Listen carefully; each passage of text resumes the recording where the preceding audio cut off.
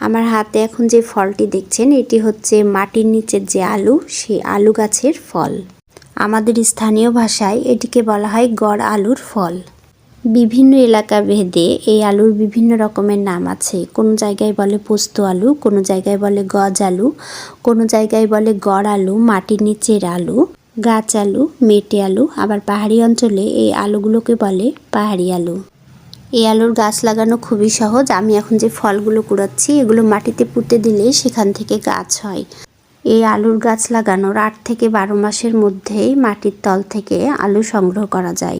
এই আলু গাছের মাটির নিচ এবং উপর উভয় জায়গা থেকে আলু সংগ্রহ করা যায়, তবে মাটির নিচের আলুটা সবাই বেশি পছন্দ করে। গাছের উপরের অংশের আলুগুলো একটু শক্ত হয়।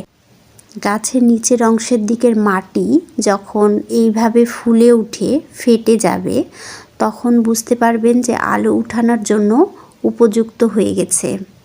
আজ আমি আপনাদের সাথে গাছের নিচের অংশের আলু না, গাছের ওপরের অংশের আলু অর্থাৎ গড় আলুর ফল দিয়ে ভর্তা বানানোর প্রক্রিয়া শেয়ার করব। প্রথমে আমি এই ফলগুলোর মুখের দিকের শক্ত অংশ কেটে ফেলে দিব, তারপরে এই ফলগুলো সুন্দরভাবে ছিলে নিব। আর ফলগুলো নেওয়ার সময় অবশ্যই বড় বড় পুষ্ট ফলগুলো নিতে হবে। আর পুষ্ট ফলগুলো ছিলার পর একদম এইরকম হলুদ হবে, হলুদ টাইপের হবে। আর পুষ্ট ফল নিলে হয় কি ভর্তাটা অনেক সুন্দর হয়। ফলগুলোর কষ অনেক পিছলা, ঢেঁড়সের মতো, তাই ছিলতে একটু অসুবিধা হয়। ফলগুলো এইভাবে ছিলে নিয়ে বারবার পরিষ্কার পানি দিয়ে কচলিয়ে ধুয়ে নিলে এর মধ্যে যে প্যালপ্যালা ভাবটা সেটা চলে যাবে। অল্প পরিমাণ পানি আর হলুদ দিয়ে আমি এখন এই ফলগুলো সিদ্ধ করে নেব। এই ফলে কিন্তু রয়েছে প্রচুর পরিমাণে ক্যালসিয়াম, পটাশিয়াম, ফসফরাস, সোডিয়াম। এই ভর্তা কিন্তু অবশ্যই পেঁয়াজ আর মরিচ ভাজা করেই করতে হবে। শুকনো মরিচ হলে সবচাইতে ভালো হয়। সেদ্ধ করা গড় আলুর ফলগুলো এখন আমি পাটায় মিহি করে বেটে নিব। ভর্তা মাখানো বেরেস্তায় আমি সামান্য কিছু গোটা জিরা ফেলে দিব।